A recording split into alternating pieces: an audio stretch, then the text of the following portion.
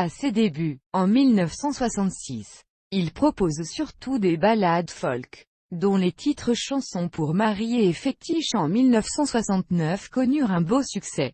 Progressivement il évoluera vers la chanson rock. L'apogée de cette démarche étant son dernier album, La fille du boucher, paru en 1982. Entre-temps, il produira notamment 2 albums marquants. Condamné amour en 1976, l'album de la maturité qui n'a pas connu le succès mérité et dont la chanson éponyme accompagnée à l'harmonium est une combinaison réussie à mi-chemin entre Léo Ferré et Mama Béa. Le titre Requiem pour un fou est une version librement adaptée de Le roi se meurt de Ionesco. Manderly en 1977.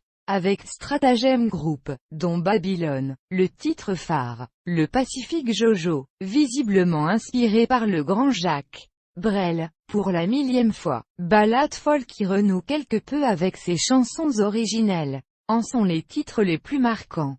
Par la suite, en 1980, il évoluera vers un style plus moderne avec l'album vidéo, opus original et très personnel. Son parcours couvre tous les styles du rock, en commençant par la ballade folk, en poursuivant avec la chanson à texte, flirtant avec le rock progressif, puis la chanson rock, façon Nigelin, Couture, pour finir vers un rock plus affirmé, avec, notamment, son fils Thibaut Abrial qui fut, entre autres, guitariste du groupe Trust. Depuis lors, Abrial se consacre essentiellement à la production de musique de film ou de spectacle. Il intervient parfois lui-même comme acteur notamment au Festival of d'Avignon. En 1995, il a sorti un album mettant en musique les fables de La Fontaine dans des styles modernes. Mais le nom Abrial n'apparaît pas sur la couverture de ce CD. Réédité en 1996 sous le titre Les Fables de La Fontaine versions originales. Depuis une vingtaine d'années, avec son fils Thibaut, il compose, réalise et arrange pour d'autres artistes. En 2015, il revient à la scène, en duo avec le guitariste J.Y.E. Il renoue avec ce qui lui ressemble le plus.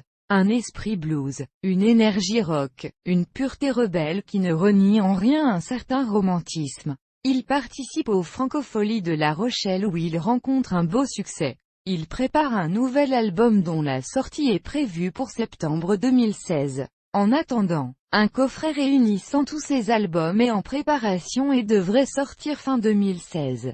En 35 ans d'activité, à l'instar d'un Serge Gainsbourg, il aura épousé la plupart des styles musicaux, de la ballade folk au hard rock, avec sincérité et talent. Sans véritable reconnaissance médiatique, il saura, peu à peu, de façon plus ou moins solitaire, creuser son sillon tout en créant son noyau de fidèles. Après avoir quitté la scène pendant plus de 30 ans, il revient en force en réinterprétant ses morceaux avec une force et une énergie jamais atteintes jusque-là.